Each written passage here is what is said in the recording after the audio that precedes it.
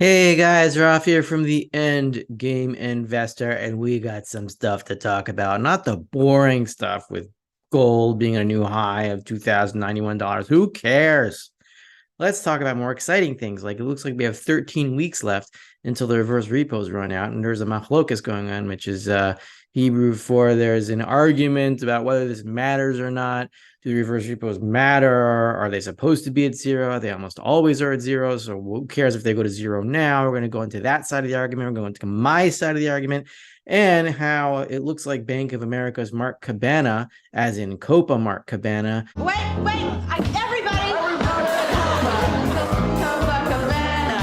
Has come out on my side saying that something serious is going to happen, though he did not specify what, when the reverse repos finally run out in about 13 weeks, give or take 2 or 3 weeks on each side. Let's see what is going on and why we are months away from an end game scenario where the Fed is going to have to reverse quickly, do a 180 or however many degrees it takes to print $5 trillion and or maybe 6 trillion, 7, who cares? And then it'll be over and the dollar will be dead and gold will be at whatever it is. And what happens then? I don't know. I don't know. Some fun stuff for sure. But what I do know for sure is that the best place to get gold online is at milesfranklin.com. Call 855-GAME-END or mention the End Game Investor. This week's weekly specials are 1 ounce silver 2023 Britannia's 50 coin minimum, only $2.69 over spot, or 10 ounce silver bars. Design varies for a bar minimum while supplies last, only $1.49 over spot per ounce, or 5 ounce silver Nordic bars from Norway. Minimum order of 10 bars while supplies last, only $1.99 over spot. Call 855-GAME-END because we only got a few weeks left before this whole thing blows, and exactly how it's going to blow, I don't know, but I've never been a whaler, so I'm not really good at knowing the trajectories of spouts. There's a beached whale. She's dying. Is anyone here a marine biologist? Face to face with the blowhole! I knew something was there. So I reached my hand in, felt around, and pulled out the obstruction. And of course, if you want a place to put your Miles Franklin gold and silver coins, then check out dirtymansafe.com, where you can get a safe that you can bury in the ground with a topographical map to locate exactly where you buried your safe and put everything in it that you need to put in it so that the government can't take your stuff. And with the Dirty Man Safe, be sure to use the code ENDGAME10 at checkout for 10% off your Dirty Man safe. Make sure that you wear pirate attire while you're doing this. It makes it feel more authentic. Unfortunately, I have not affiliated myself with a pirate attire company yet. However, you can purchase by contacting me at endgameinvestor@gmail.com some eggplant made by my kids. Or in the back, we have this bad guy from a Nintendo game and that purple dinosaur. And there's an octopus on top of my Twitter handle over there and a watermelon and whatever else it is. It's child labor. It's good for everyone. What is the deal with these reverse repos? Do they matter? Do they not matter? Yes, they matter.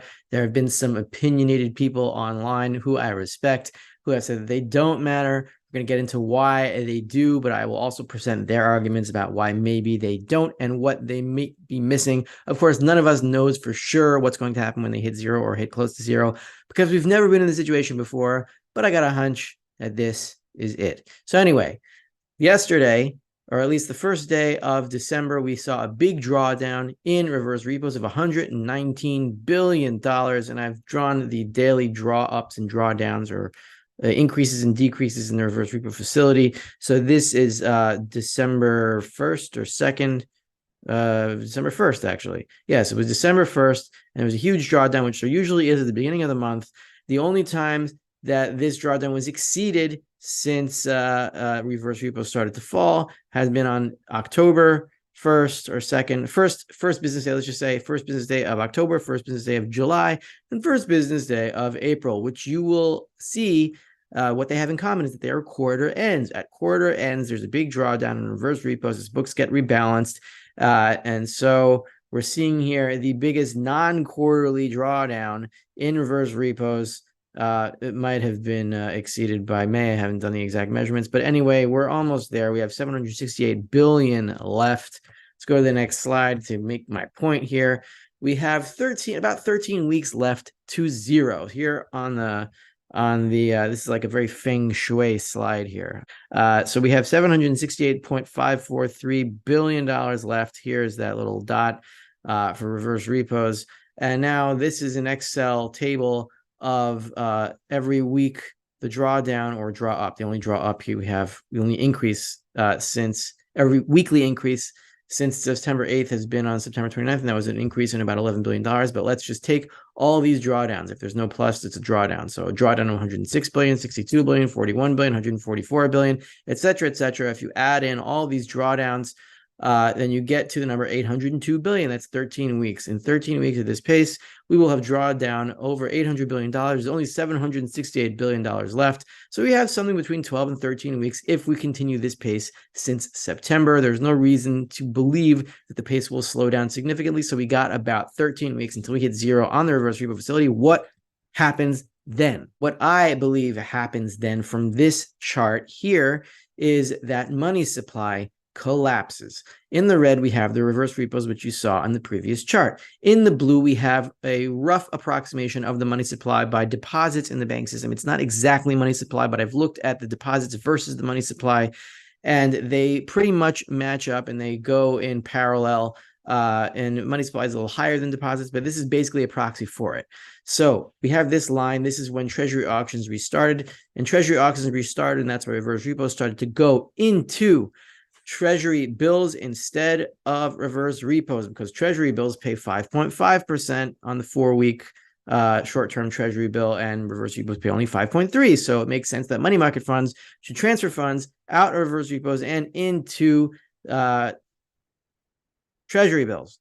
And so we see here that when they start doing that, the money supply stops collapsing. It was collapsing from here. Actually, from before that, from April, all the way back from April 2022, it started to fall. And this is a continuation of that fall as reverse repos were steady at around $2.2 trillion. And then they started to fall as Treasury bills became available again after the resolution of the debt ceiling by our wonderful politicians who came up with a bold, heroic compromise to spend a quadrillion dollars and then make everyone happy and solve all the problems forever. So the money supply stopped collapsing. Now it's pretty much stable, and deposits have gone up a little bit in the last few weeks as reverse repos have been continued to drain. And so what happens when reverse repos can no longer drain out? Well, this blue line goes down a lot faster and money supply collapses. But what are the other arguments? Well, they have to do with reserves in the system, reserves of depository institutions. Now, the other argument, the argument that says reverse repos don't matter, they're saying since reserves are at a high since March, this big move up in reserves, this is the regional bank bailout, right? This was the crisis over here, and then we have this huge elevation in reserves thanks to that bank bailout from the Fed. And now we're just above that. So we're at the highest level of reserves since March.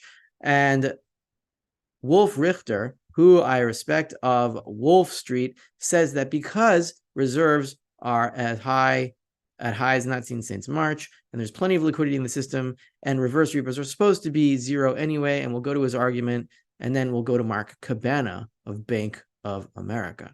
He says, our Wall Street crybabies, and I agree they are crybabies, want the Fed to stop QT. They wag the drop in overnight RRPs that'll blow up the banks or whatever. He doesn't believe that reverse repos matter. I'm going to go into the core of his argument because he might be right. I don't think he is, but we'll go through it anyway. So he gives you the chart here. It says Fed's overnight reverse repos, $1 billion daily. And you see this huge spike here in 2021 thanks to the money printing during the lockdowns. And here we have the trip back down to where we are around now. So he says here, this is the long-term chart of RRPs, and we'll get into how RRPs are used by money market funds. It's where money market funds put their excess cash. Now, note, he says, how the RRP balances rose from near $0 during the final stretches of both bouts of QE, first in late 2013 and then again in March 2021, when the financial system was creaking under excess liquidity. Now they're headed back to this near zero level, which is the normal level for RRPs. So he says it's normal for RRPs to be zero. And he's right. And here Richter makes his point. Banks put cash in reserves, not reverse repos, 3.39 trillion. It's a little bit higher now.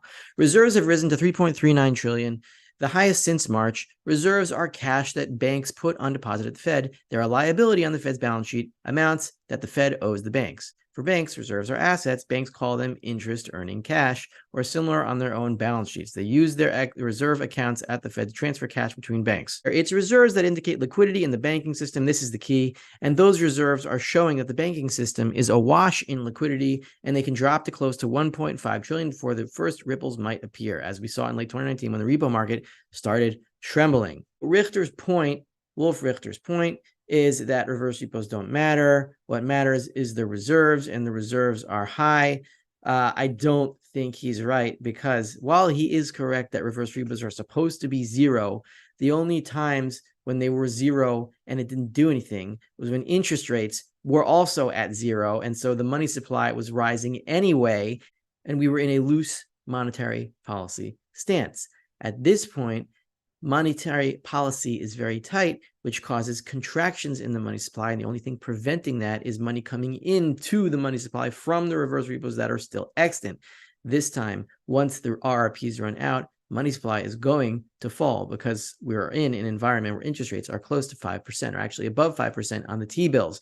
And who is going to provide money to bid on those auctions when there are no more reverse repos coming into the system?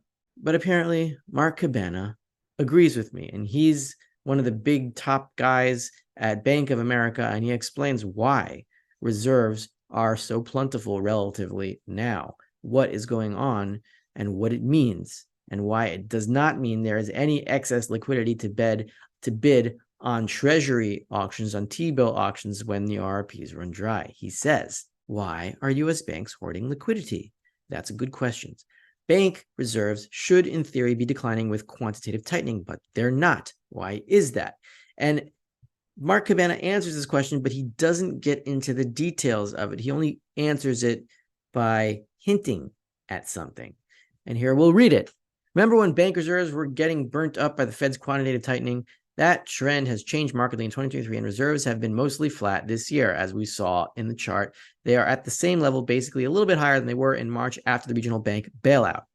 And this article, once again, refers to the reverse repo facility, which is heading quickly towards zero once again, where it was in 2021. So here, the article makes its point. The problem is that it's expensive for banks to hoard cash today, as Bank of America rate strategist Mark Cabana argues.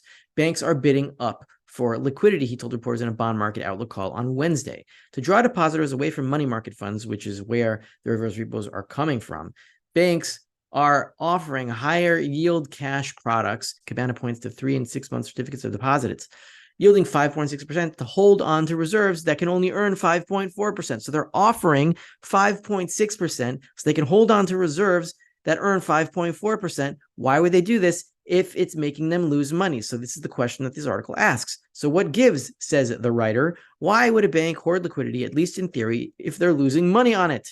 Now, here's what Mark Cabana's answer was on the phone call. He attributes this in part to the more than $500 billion elephant in the room, unrealized losses on bond portfolios. Bank of America itself has among the steepest losses on that front, with $131 billion in paper losses on its held-to-maturity securities in the third quarter. Now, that's all he says, or at least that's all he says quoted by this article. He didn't go into any further detail on why unrealized losses on bond portfolios would cause a bank to bid up on reserves, even though they're losing money on those same reserves.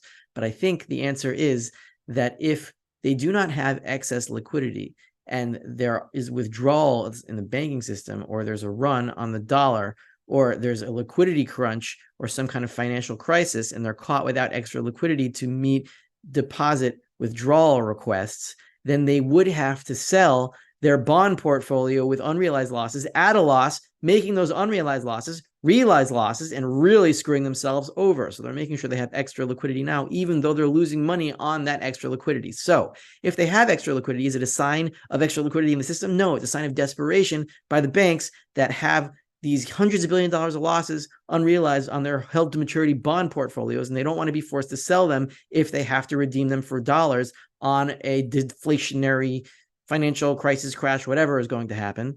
And so this excess liquidity is not going to be used to buy treasury bills at auction because it's needed for emergencies in case there is a financial crisis. And so the question once again is, who the hell is going to buy treasury bills if there are no more reverse repos in the system to bid on them? Well, some foreigners have extra dollars, yeah, but how much? And at what point are they just simply going to run out?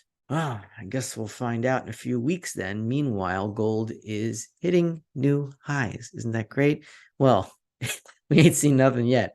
Let's see what happens when there is a crisis in the treasury bill market or the treasury market as a whole, and the Fed has to turn around and print again. This is exactly what Mark Cabana says at the end of this article. We'll go into that right now. And with that, I will close this video. It says here in the final sentence of this article from FT, Cabana says, to watch the overnight RRP facilities volumes, reverse repo facilities volumes, when they hit zero, that could be a sign the Fed will soon need to stop QT. And of course, what goes along with stopping QT? Money printing. And it could be that gold and silver are predicting this is what's going to happen, which is why gold is already reaching new highs. Just wait till you see what happens when they have to print one last time. Is it going to be fun? In a way, sure. I'll see you guys soon.